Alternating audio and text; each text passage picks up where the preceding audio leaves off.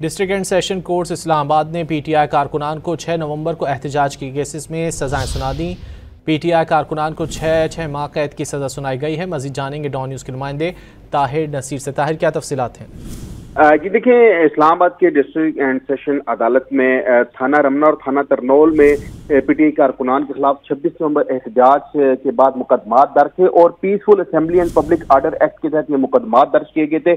इन मुकदमात में मुल्जमान का ट्रायल मुकम्मल हुआ और 18 जुलाई को कोर्ट ने फैसला महफूज किया था। आज जुडिशल मजिस्ट्रेट मुरीद अब्बास और जुडिशल मजिस्ट्रेट अहमद शहजाद गोंदल ने 3 मुकदमात, जिसमें 2 मुकदमात थाना रमना के और 1 मुकदमा थाना तरनौल का था, इनमें सजाएं सुनाई है और 12 के करीब ये मुल्जमान है, इनको 6 माह कैद की सजा सुनाई गई है, जबकि 1 मुलजिम को बरी किया गया है। टोटल जो ये 3 मुकदमात हैं, इनमें 100 से ज्यादा मुल्जमान है, ताहम दीगर जो मुल्जमान हैं उनको इश्तिहारी करार दिया गया था और ये मुकदमे की समाअत मुकम्मल हुई थी। पापू एक्ट के तहत ये मुकदमा दर्ज किया गया था। इसमें आज अदालत ने 6 माह कैद की सजा सुनाई है और जो पाकिस्तान तहरीक इंसाफ के गिरफ्तार कारकुनान है, उन्होंने आज इस्लामाबाद कचहरी में भी वकला के ऊपर इल्जामात आयद कर दिए हैं कि जब से हम गिरफ्तार हुए हैं वकला हमारे पीछे नहीं आ रहे और हमने अपने पैसे डालकर जो है प्राइवेट वकील हायर किया है। और आज मुकदमा जिसकी समाअत मुकम्मल हुई थी, महफूज शुदा फैसला आज अदालत ने सुनाया है और 2 अदालतों ने मजमूई तौर पर मुल्जमान को